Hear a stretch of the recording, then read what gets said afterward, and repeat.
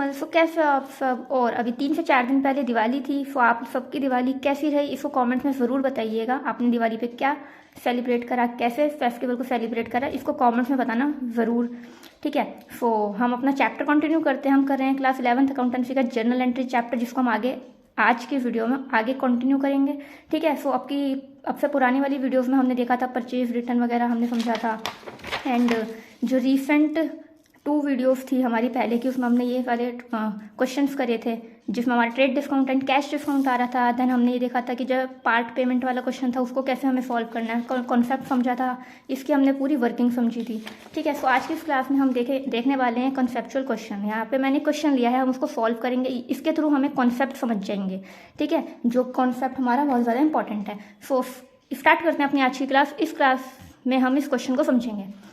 इस क्वेश्चन को रीड कर लेते हैं एक बार। इसमें हमें दिया हुआ है, Hari Sharma is our debtor, received from Hari Sharma 60 paise in a rupee, as he is declared insolvent on his account of ₹10,000, ठीक है। सो इसमें हमें बताया है कि जो हरी शर्मा है वो हमारे डेटर हैं, यानी बिजनेस के डेटर हैं वो, यानी वो देनदार हैं जो बिजनेस को पैसे देंगे, वो हमारे बिजनेस के डेटर हैं, ठीक है। हरी शर्मा से हमें कितने रुपए रिसीव हुए हैं? 60 पैसा इन अ रूपी। अब यहाँ पर हमें इसी कॉन्सेप्ट को समझना है कि इसका मतलब क्या है और इसको कैसे सॉल्व करना है, इसकी जर्नल एंट्री कैसे पास करनी है, ठीक है। तो इसमें लिखा है कि हमें रिसीव हुए हैं हरी शर्मा से 60 पैसे इन अ रूपी, 60 पैसे इन अ रूपी। ये हमारा इंपॉर्टेंट कॉन्सेप्ट है आज की क्लास का। As he is declared insolvent on his account ₹10,000, यानी जो हरी शर्मा हैं, जो हमारे डेटर हैं ना, वो इंसॉल्वेंट डिक्लेयर हो गए हैं। इंसॉल्वेंट का मतलब दिवालिया निकल जाना, यानी जो अपने डेट्स को, अपनी लाइबिलिटीज़ को पे कर पाने की पोजीशन में नहीं होते, उनको हम इंसॉल्वेंट कहते हैं। मतलब जिनकी एसेट्स कम होती हैं बट लाइबिलिटीज़ ज़्यादा होती हैं। एसेट्स कम होती हैं, लाइबिलिटीज़ ज़्यादा होती है, तो वो लोग अपने डेट्स को, अपनी लाइबिलिटीज़ को, यानी अपनी देनदारी, कर्जों को पे नहीं कर पाते,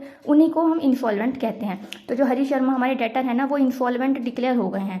सो वो अपने डेट्स को पे नहीं कर पा रहे, तो उनका जो अकाउंट था वो कितने का था? 10,000 का था, यानी उनको हमें 10,000 रुपये, यानी वो जो डेटर थे ना, हमारे डेटर कितने अमाउंट के थे? 10,000 के डेटर थे, वो 10,000 रुपये के डेटर थे। यानी जो हरी शर्मा हैं उनको बिजनेस को 10,000 रुपये देने थे, पर वो इंसॉल्वेंट डिक्लेयर हो गए हैं, तो उन्होंने कितने रुपए दिए हैं? 60 पैसा इन अ रूपी। आई होप आपको क्वेश्चन क्लियर हो गया होगा कि जो हरी शर्मा डेटर हैं वो इंसॉल्वेंट डिक्लेयर हो गए हैं, उनको 10,000 रुपये बिजनेस को देने थे, ठीक है, बट उन्होंने कितने रुपए दिए हैं? 60 पैसा इन अ रूपी। सो अब इस क्वेश्चन को हम समझते हैं। समझ गए? इस क्वेश्चन को हमने रीड कर लिया, अब इसको देखेंगे कि इसको सॉल्व कैसे करना है। सबसे पहले हम इसका कॉन्सेप्ट देख लेते हैं। यहाँ पर हम इसका कॉन्सेप्ट समझते हैं। इसके कॉन्सेप्ट बहुत ज़्यादा इंपॉर्टेंट है। देखिए यहाँ पर लिखा है 60 पैसे इन अ रूपी, 60 पैसा इन अ रूपी, ठीक है। ये हमें उनसे डेटर से मिले हैं। अब देखिए जो हमारा 1 रुपी होता है, 1 रुपी में हमारे कितने पैसे होते हैं? 1 रुपी में हमारे 100 पैसे होते हैं, है ना। ये सब पता है हमको कि जो हमारा 1 रुपी होता है, 1 रुपया, उसमें हमारे 100 पैसे होते हैं। अब 1 रुपये में 100 पैसे होते हैं, तो अगर हम इस चीज़ को हम यहाँ पर लिखें तो उन्होंने हमें 60 पैसे दिए हैं। कितने रुपए में? 1 रुपये में, यानी इन 100 रुपी, 100 पैसे, ठीक है। उन्होंने हमें 1 रुपये में 60 पैसे दिए हैं, 60 पैसे दिए हैं, ये हमें क्वेश्चन में लिखा है। तो 1 रुपये में 100 पैसे होते हैं, यानी एक तरीके से हमें 100 पैसे में से 60 पैसे मिले हैं। 100 पैसे में से हमें 60 पैसे मिले हैं। तो अगर हम इसको ऐसे लिखें कि हमें 100 पैसे में से 60 पैसे मिले हैं, तो ये क्या हो गया? एक तरीके से 60% हो गया, एक तरीके से 60% हो गया। जैसे मैं दोबारा से रिपीट कर देती हूँ, हमें इसमें लिखा है 60 पैसे इन अ रूपी मिला है, हमारे 1 रुपये में 100 पैसे होते हैं, तो यानी एक तरीके से हमें 100 पैसे में से 60 पैसा मिला है।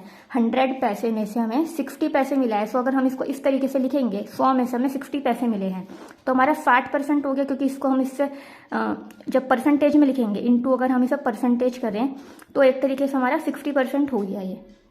तो इससे हमें क्लियर होता है कि हमें 60% पैसा मिला है हमें हमारे डेटर से। इससे हमें पता लगता है कि हमें हमारे डेटर से 60% पैसा मिला है।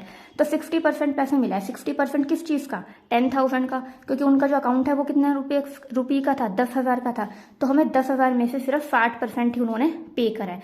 सो आई होप आपको पहले इतना क्लियर हो गया होगा कि 60 पैसे इन रुपये का मतलब क्या है? 60%। 1 रुपये में 60 पैसे मिले हैं। 100 पैसे में से जब आपको 60 पैसे मिले, एक तरीके से आपको 60% मिला है, ठीक है। 60% हमको मिला है। ये पूरे 60 पैसे इन रुपये का मतलब था 60%, ठीक है। 60 पैसे इन रुपये का मतलब है 60% मिला है। अब इसे देखते हैं। देखिए जो डेटर था वो हमारे 10,000 रुपये के थे, जो डेटर था वो हमारा 10,000 रुपये का था, यानी इतने रुपए हमें मिलने थे, बट मिले कितने हैं?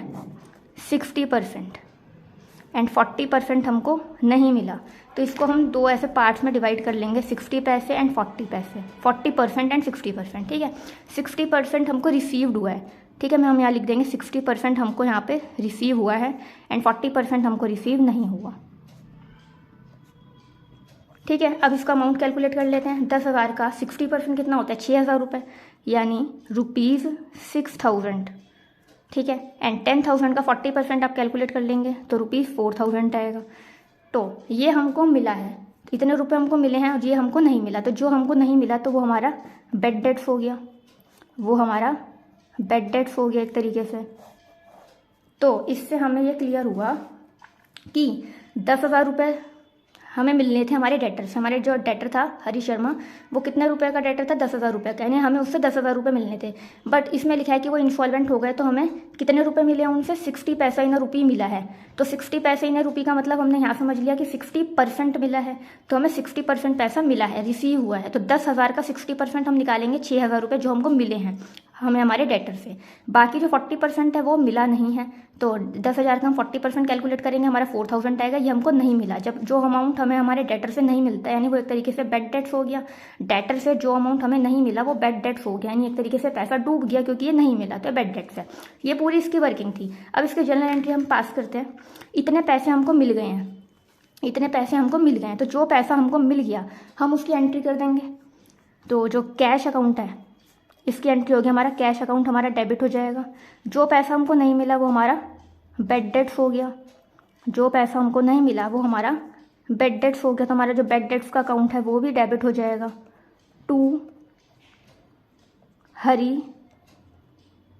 To Hari Sharma's account.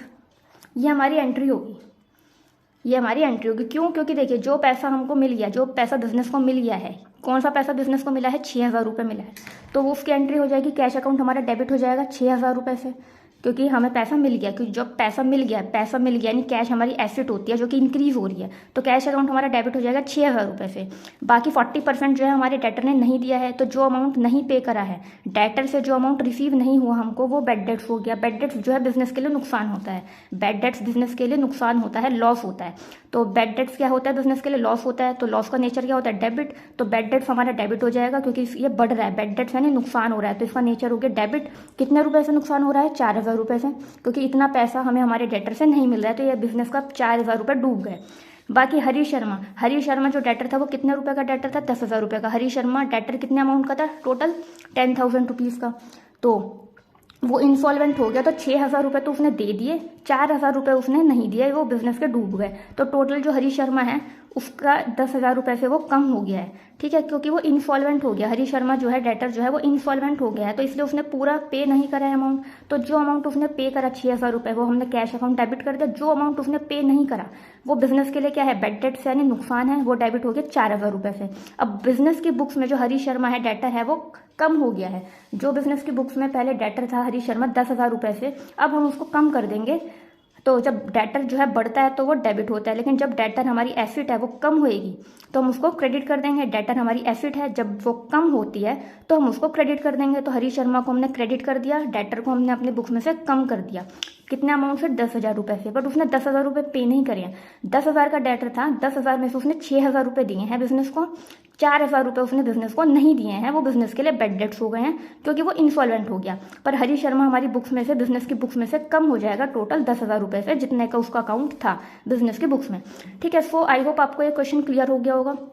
इसमें मेन कॉन्सेप्ट था हमारा 60 पैसे इन रुपी का। 60 पैसे इन रुपी का मतलब हुआ हमारा 60%। अगर क्वेश्चन में आपको दे रखा होगा 20 पैसे इन रुपी, तो इसका मतलब हो गया 20%, है ना। तो 60 पैसे इन रुपी का मतलब यहाँ पे हमने देख लिया 1 रुपये में 100 पैसे, यानी 100 पैसे में से 60 पैसे मिले, यानी 60% मिला है।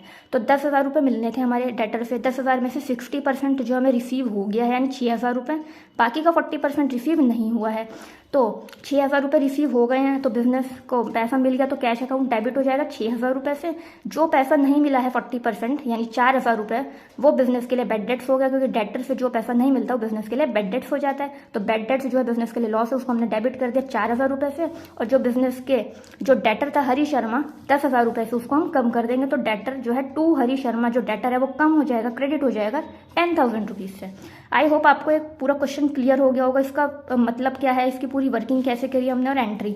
आई होप आपको ये सब क्लियर होगा। वीडियो समझ आई तो वीडियो को प्लीज़ लाइक कीजिएगा, शेयर कीजिएगा, चैनल को सब्सक्राइब करना मत भूलना एंड कमेंट्स में बताना कि वीडियो कैसी लगी। इससे रिलेटेड को डाउट हो तो उसको कमेंट सेक्शन में ज़रूर लिखिएगा एंड इस चैप्टर की प्लेलिस्ट बनी हुई है उसको ज़रूर चेकआउट कीजिएगा। Thank you guys.